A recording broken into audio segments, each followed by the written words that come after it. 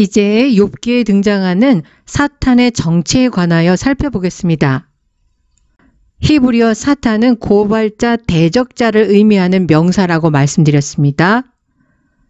그리고 동시에 사탄은 고소하다, 대적하다라는 동사로도 사용됩니다. 누군가 나를 대적하고 고발한다면 그 사람은 내게 사탄이 되는 것입니다. 반대로 내가 누군가를 고발하고 대적한다면 나는 그 사람에게 사탄이 되는 것입니다. 그런데 욥기에 등장하는 사탄은 그 앞에 정관사를 동반해서 하사탄, 영어로 하면 the Satan입니다. 마이클 하이저 같은 학자는 히브리어의 인명에는 정관사가 붙지 않는다고 주장합니다. 따라서 욥기에 언급되는 정관사를 포함하는 하사탄은 고유명사로서 이름이 아니라 고발자로서의 직함이라고 주장합니다.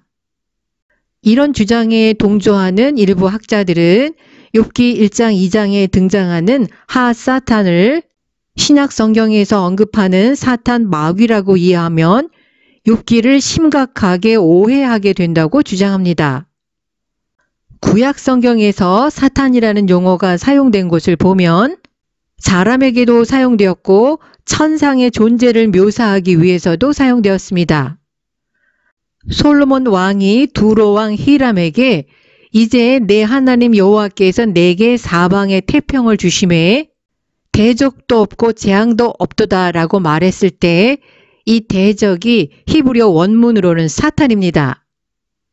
또한 민수기 22장 22절 여호와의 사자가 그를 막으려고 길에 서니라 이렇게 번역하고 있지만 히브리어 원문을 문자적으로 해석하면 여호와의 사자가 사탄으로서 발람의 길을 막은 것입니다.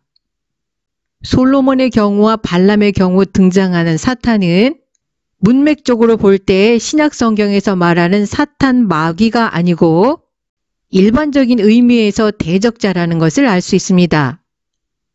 따라서 히브리어에서 명사로도 사용되고 동사로도 사용되는 사탄은 적대자 또는 누군가에게 대적하다라는 일반적인 의미를 가질 수 있습니다. 발람의 경우에는 여호와의 사자조차도 발람에게 적대자, 즉 사탄이었습니다. 그런데 포로기 이후에 가서야 사탄이라는 표현이 하늘의 궁정에 있는 특별한 천상의 존재를 가리키게 됩니다. 성경 본문에서 드러나는 그 존재의 역할은 하나님을 섬기는 사람들의 허물을 찾아내서 하나님 앞에 고소하는 것입니다. 여기에 해당하는 본문이 욥기 1장 2장과 스가랴 3장인데 두 경우 모두 히브리어는 정관사가 붙어있는 하사탄입니다. 그러나 대부분의 번역본들은 정관사 없는 고유명사처럼 번역하고 있습니다. 스가랴 3장에서도 대제사장 여호수아는 여호와의 사자 앞에 서 있었고 하사탄은 그의 오른쪽에 서서 대제사장 여호수아를 고소했습니다. 욥기와 스가랴서에서 사탄이 유사한 역할을 하고 있는 것을 알 수 있습니다. 욥기에서는 욥이 하나님을 섬기는 동기가 복을 받기 위한 것이라고 고소하고 스가랴 3장에서는 여호수아는 대제사장이라는 거룩한 직분을 맡을 자격이 없다고 고소합니다.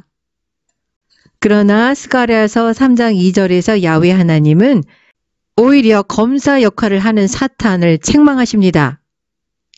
욥기와 스가랴서에 등장하는 하사탄의 정체에 대해서 학자들의 견해가 일치하지 않지만 신약에 등장하는 그 사탄 마귀처럼 보입니다.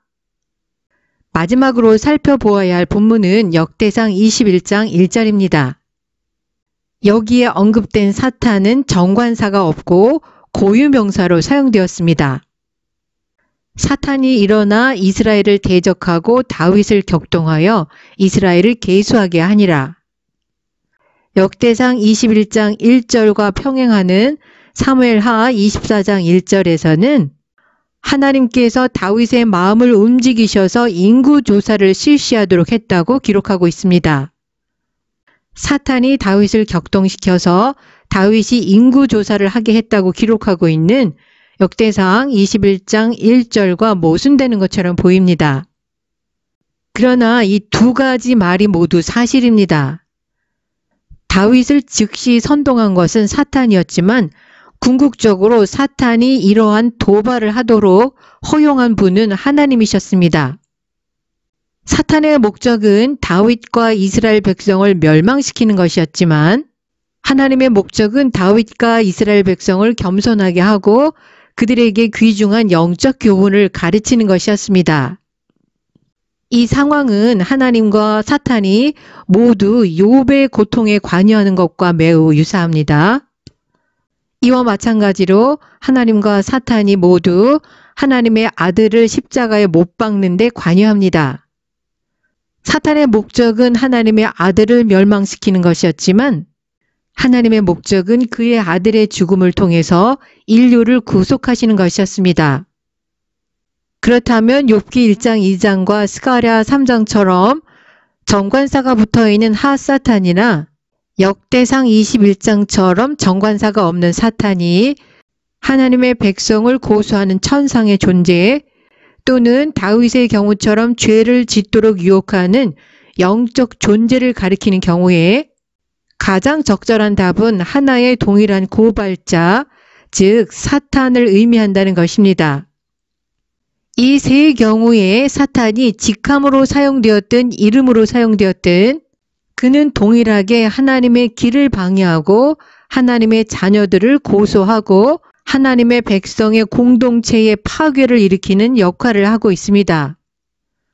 따라서 이 세 경우에 사탄이 이름이냐 직함이냐를 구별하는 것은 의미가 없다고 생각합니다. 사탄이 고발자의 직함으로 사용되든 이름으로 사용되든 결국 하나의 동일한 영적 존재를 언급한다는 것입니다.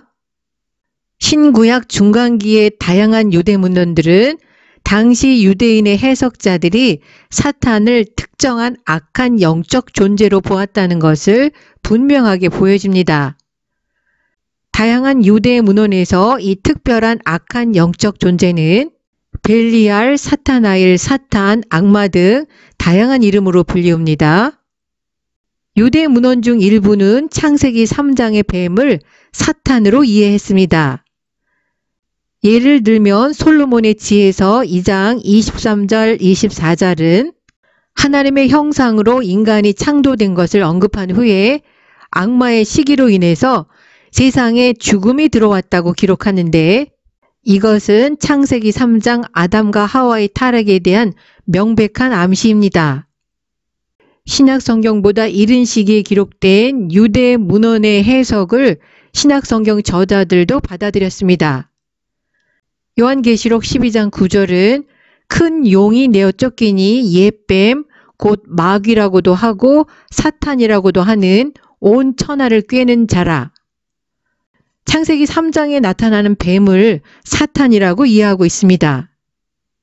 로마서 16장 20절 평강의 하나님께서 속히 사탄을 너희 발 아래서 상하게 하시리라는 바울의 말은 여자의 후손이 뱀의 머리를 상하게 할 것이라는 창세기 3장 15절에 대한 명백한 암시입니다. 요한계시록 12장 9절과 로마서 16장 20절 같은 신약성경 구절들은 신약성경의 저자들이 창세기 3장에 등장하는 뱀이 사탄이라고 이해했다는 사실을 강조하고 있습니다. 정리하겠습니다. 첫째, 구약성서에 등장하는 사탄이라는 언급 중에서 솔로몬의 경우와 발람의 경우처럼 대적자라는 일반적인 의미로 사용된 경우도 있습니다. 둘째, 욥기 1장 2장, 스가랴 3장, 역대상 21장에 언급되는 사탄은 직함으로 이해하든 이름으로 이해하든 그는 하나님의 길을 방해하고 하나님의 자녀들을 고발하고 유혹하고 하나님의 백성의 공동체의 파괴를 일으키는 하나의 동일한 영적 존재를 가리킨다는 것입니다. 그런데 결국 신약 성경에서 이 영적 존재의 정체성이 사탄 마귀로 확인되었습니다. 계시록 12장 9절은 옛뱀, 마귀, 곧 사탄이 온 천하를 꿰는 자라고 말하고, 계시록 12장 10절은 우리 형제들을 참수하던 자, 곧 우리 하나님 앞에서 밤낮 참수하던 자가 쫓겨났다고 말하고 있습니다. 이와 같은 신약 성경의 구절들은 욥기 1장 2장, 스가랴 3장, 역대상 21장에 언급된 사탄의 역할과 동일한 역할을 하고 있음을 알 수 있습니다. 오늘 영상은 여기서 마치겠습니다. 시청해 주셔서 감사합니다.